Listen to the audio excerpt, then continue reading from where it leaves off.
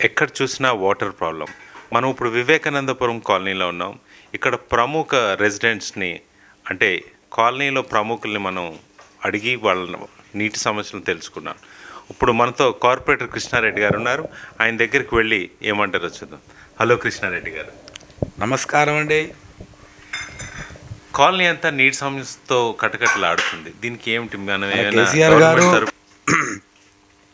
చాలా పథకాలతో వస్తున్నారు.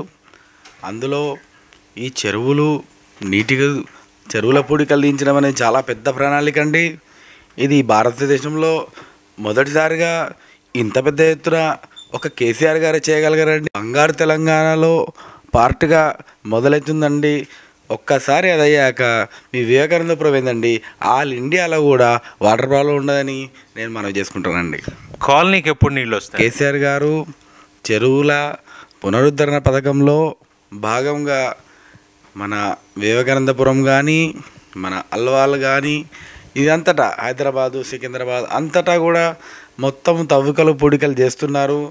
మన హుస్సేన్ సాగర్లో కూడా అండి మంచినీటి చెరువులు, ఉప్పు నీటి చెరువులు చక్కగా అక్కడి నుండి డైరెక్ట్ లైన్ వేస్తున్నామండి వివేకానందపురంకి. మీరు అపార్ట్మెంట్కి కావాలంటే మీకు పెద్ద పైప్ లైన్ మీకు ఇస్తామండి. గవర్నమెంట్ తరపు నుంచి భారీ ప్రణాళికలు ఉన్నాయని, నీళ్ళు ఎలా అయినా తెప్పిస్తామని కేసీఆర్ గారు అండదండలతో భారతదేశంలో కల్లా ప్రప్రథముగా ఒక కొత్త నీటి ఒరవడిని సృష్టిస్తామని కార్పొరేటర్ గారు చెప్తున్నారు. కానీ ప్రజలు ఎంతవరకు నమ్మారు అది మనం తెలుసుకునే ముందు ఒకసారి ఇక్కడ రెసిడెంట్ కార్తీక్ లక్ష్మణ్ ఉన్నారు, ఆయనతో మాట్లాడదాం. నమస్కారం లక్ష్మణ్ గారు. నమస్కారం అండి.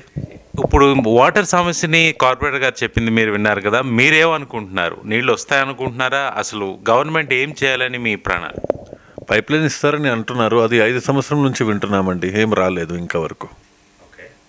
సో తెలియదు. కృష్ణారెడ్డి గారు, ప్రజలు చూస్తే మిమ్మల్ని వాళ్ళ అనుమానాలు వాళ్ళకున్నాయి. 5 సంవత్సరాల నుంచి చెప్తున్నారు కానీ నీళ్ళు వచ్చేటట్టు కనబట్లేదు అంటారు. దీనికి మీ సమాధానం ఏంటి? అంటే ఉన్నాళ్ళు మన బంగారు తెలంగాణ వచ్చి 6 నెలలు మాత్రమే అయినది. 5 సంవత్సరాలు ఎక్కడండి? అదంతా దుష్టపాలనలో ఉన్నారు కదా. సో ఆ దుష్టం అంతా పోవాలంటే కొంత టైం కూడా పడుతుంది కదండి. ప్రజలు మన తెలంగాణ బంగారు తెలంగాణ ఫీల్ కావడానికి టైం పడుతుంది. సో పైప్ లైన్ రావడానికి మినిమం టైం పడుతుంది కదండి. పాత పాపాలను శుద్ధి చేసైనా సరే కొత్త నీరు తెస్తానంటున్నారు కార్పొరేట్ కృష్ణారెడ్డి గారు.